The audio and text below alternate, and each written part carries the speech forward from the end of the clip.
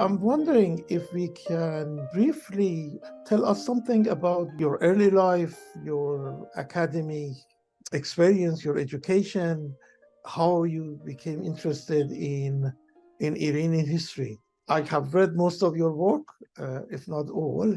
I'm sure that folks who will see these uh, series of videos are also eager to know who you are as a person.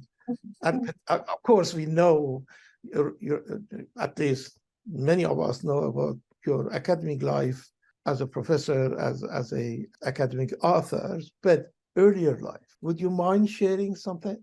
I ask myself the same question sometimes. I ask myself how I adopted this way of life, what made me interested. And I haven't really come up with an answer. My undergraduate degree was in history at the LSE. And I did no Middle Eastern history there. It was very much international history. But I did become interested in social history in that period. The history department at the LSE is very much international history, wars, treaties, that kind of thing. It's the other end of the spectrum to social history. Right. And I think I realised that I was not interested in that way of looking at things.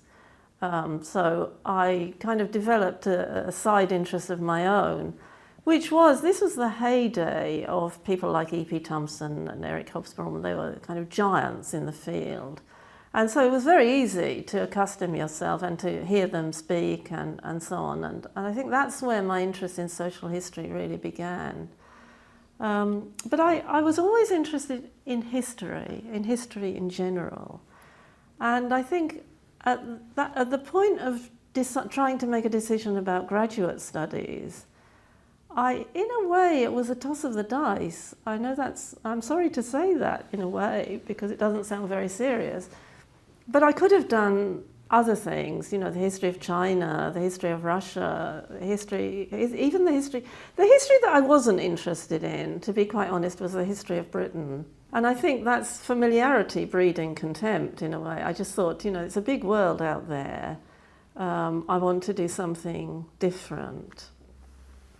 So I did a master's at SOAS, and I think then I acquired a mentor in the form of Malcolm Yap, who was very well known and worked a lot on Iran and Afghanistan. And so I decided after the master's to do my PhD with him under his supervision. Also, of course, because I came from that kind of background, I didn't have any languages of any relevance. So I also had to spend quite a long time learning to read Persian. And I can now read reasonably well, but I can't speak. I can't engage in a simple conversation with someone. So I've always felt a little bit, that this was a big disadvantage. And one of the ways I kind of addressed this disadvantage was to try to think, what could I do that a native speaker maybe wouldn't find so easy? And of course, one of those things was to use the British Archives extensively, which even today are still full of material that no one's ever looked at. So they really are quite. It was the ideal home for me in a way, and I spent a long time in Kew at the National Archive. And I suppose recently what I've tried to do is to marry these two interests, my interests in Iran with my interest in social history, and to try to look at them, again, more from a comparative perspective, because I think, I still think that,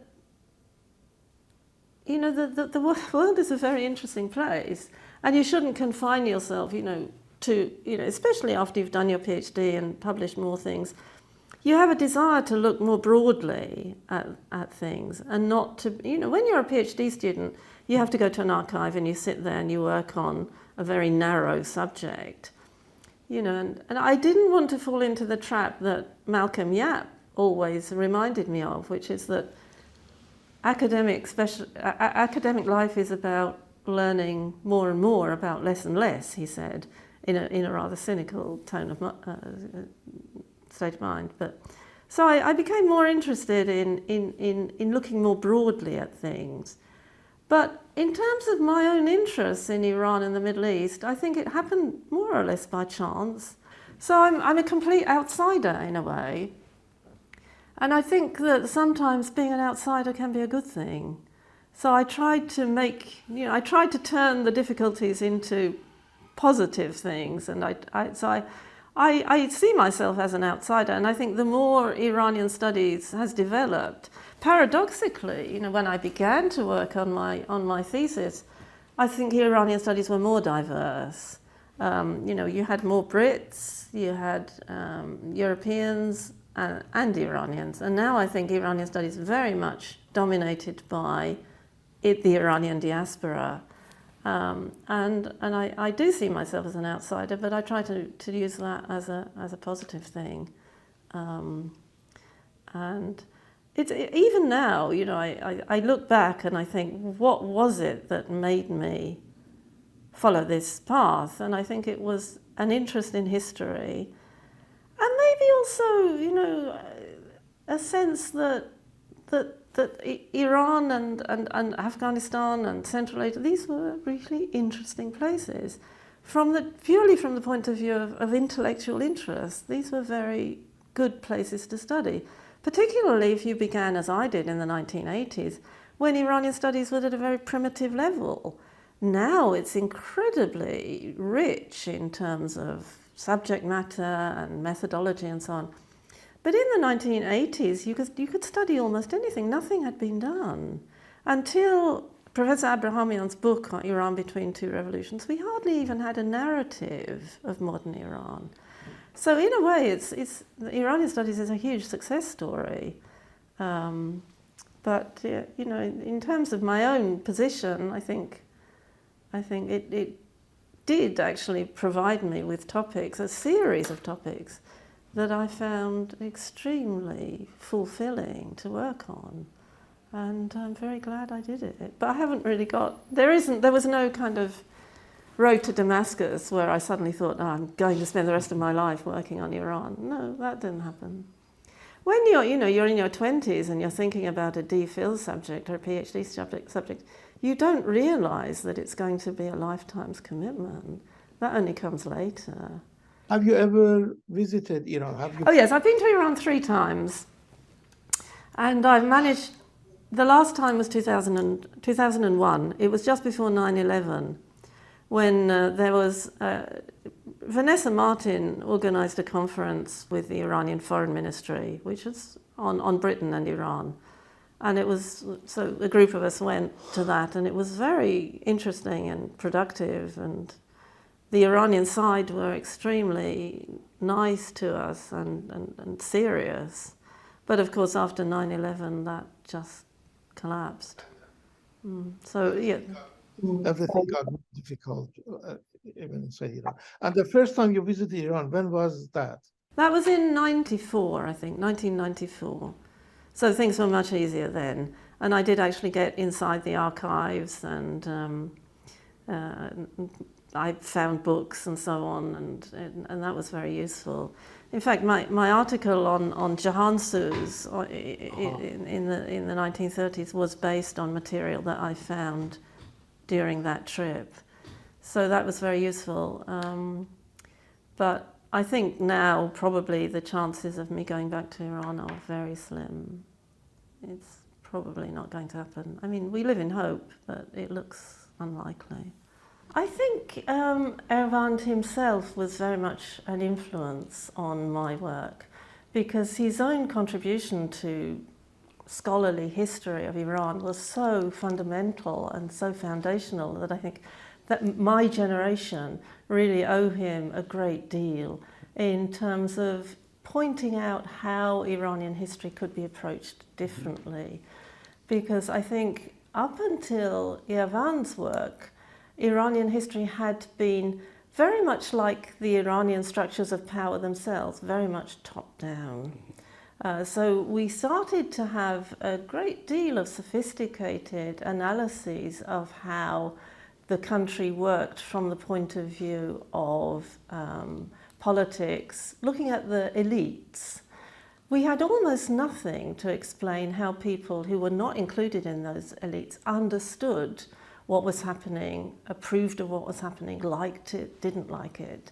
So I think it was really two things which directed my attention towards history from below. One was Yevan's work itself, and the other was this huge gap that we had when we came to study Iranian history, because you just couldn't find accounts of ordinary people's experiences. So I think that was also a big challenge, and it was a big gap in the history and historiography. And it was one that I wanted to explore. Of course, the absence of this dimension to Iranian history is to some extent a result of the relative newness of the study of history in Iran and the consequent difficulty in terms of finding sources. So when we came to study Iranian history in general, it was difficult to find sources, partly because of the situation in Iran itself, and partly because the groundwork just hadn't been laid. So we have to see, I think, Iranian history, the study of Iranian history coming rather late in the day, when these ideas were already well developed, both in terms of British history and in terms of wider history of what we used to call the Third World, especially subaltern studies in India. These were very well developed when Iranian studies was really just beginning to get on its feet in the 80s. So I think Iran came later to this debate, but it also gave us the opportunity to jump some of the early obstacles that people working on, for example, India or Latin America had found, because we could stand on their shoulders, if you like. We could benefit from all the theoretical work and empirical research that had already been done in order to go forward rather more quickly than otherwise might have been the case. Right. And I think also there was a change as a result of what happened in Iran politically in the late 1970s and the revolution, because it directed attention to some extent onto subaltern actors. And there was a great deal of discussion about why the revolution happened, who were the elements who drove the revolutionary movement forward, and so on. So that in itself shifted people's perspectives away from the top of the political pyramid down towards the bottom. So I think lots of things contributed to my interest and to what I think is a growing interest in the field. And I think, again, we can go back and think about those historians that Ervand is particularly also influenced by, people like E.P. Thompson and Hobsbawm, and others of that group, who were so foundational in terms of structuring this approach towards understanding historical development. And I think it was a bit of a challenge in the sense that when I began to work, for example, on bread riots, and I cited the work of E.P. Thompson.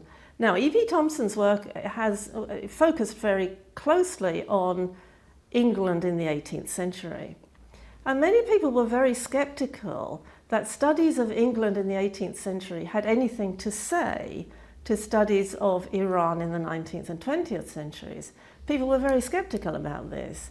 And in fact, what I found was that E.P. Thompson's work was immensely important in terms of explaining to us how this might be done, how you might approach questions of popular legitimacy, for example.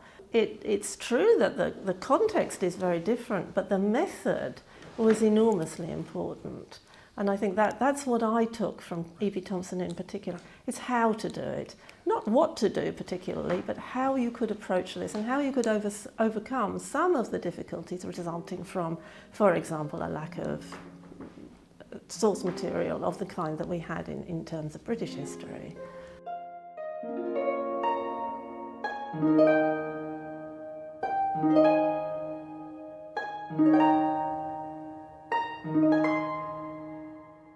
you.